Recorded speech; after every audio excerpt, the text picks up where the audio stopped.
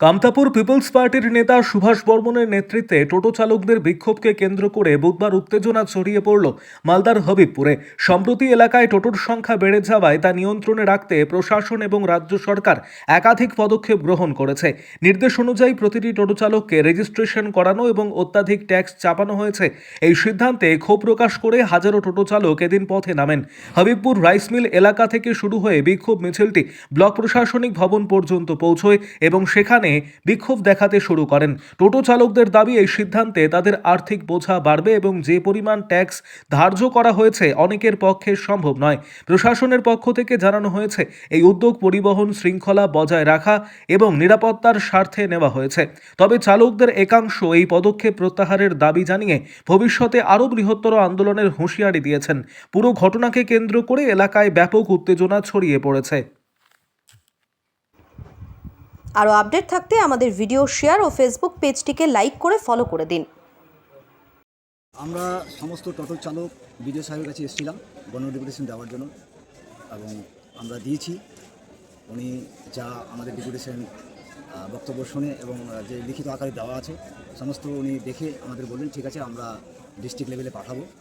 কিন্তু সবথেকে বড় কথা হচ্ছে আমাদের টোটো চালকদের মধ্যে যেগুলো অসুবিধার সম্মুখীন হচ্ছে বর্তমানে, আমাদের এর আগে জিতু মঞ্চে মিটিং হয়েছিল, সেখানে আমাদের বললো যে সমস্ত টোটোকে রেজিস্ট্রেশন করতে হবে টেম্পোরারি। বেশ ভালো কথা। আমরা যখন রেজিস্ট্রেশন করতে যাচ্ছি তখন ওখানে আমাদেরকে লিস্টগুলো দেখাচ্ছে প্রায় 200 কোম্পানির গাড়িগুলোকে রেজিস্ট্রেশন টেম্পোরারি করে দেবে না, আমাদেরকে শোরুমে পাঠাচ্ছে।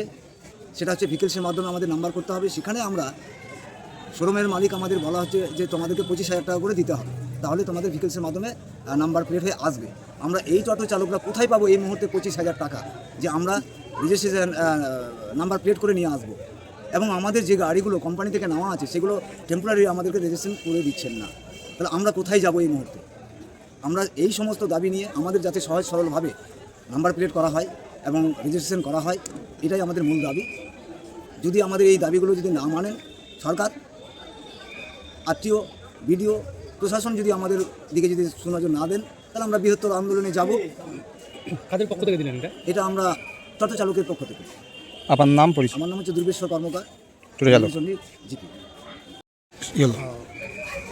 আজকে আমরা হবিপুর বিডিও অফিসে বিডিও সাহেবকে একটা গণস্বাক্ষরযুক্ত গণ ডেপুটেশন দিলাম সমস্ত হবিপুরের টোটো চালকদের পক্ষ থেকে। আজকের যে ডেপুটেশনটা সেটা সম্পূর্ণ অরাজনৈতিক। এটা টোটো চালক সংগঠন।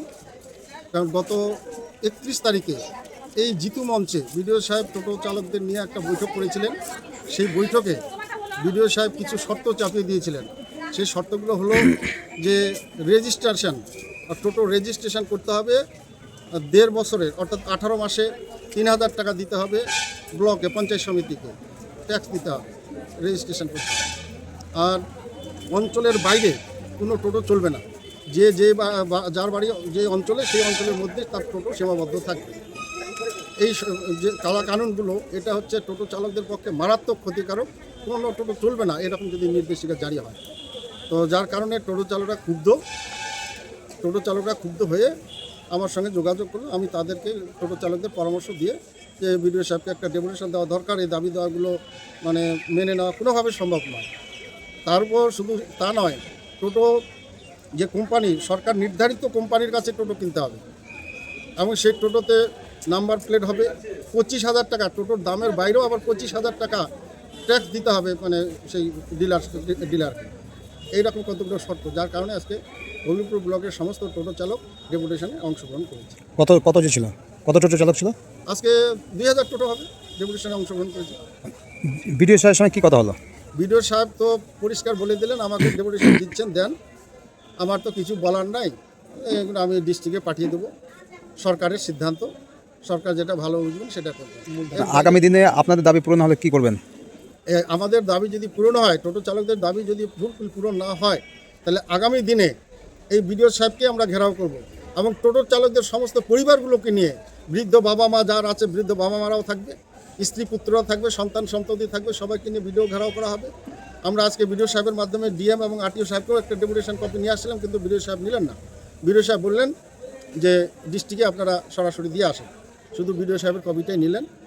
তা আমরা আজকে পরিষ্কার হুঁশিয়ারি দিতে চাই টোটো চালকদের পক্ষ থেকে, যদি আমাদের এই দাবি দাওয়াগুলো আজকে পুরো না হয়, না পুরো মানে মেনে নেন বিডিও সাহেব, তাহলে আগামী দিনে সমস্ত টোটো চালকদের পরিবার এই বিডিও অফিসে এসে ধর্নায় বসবে এবং বিডিও ঘেরাও হবে।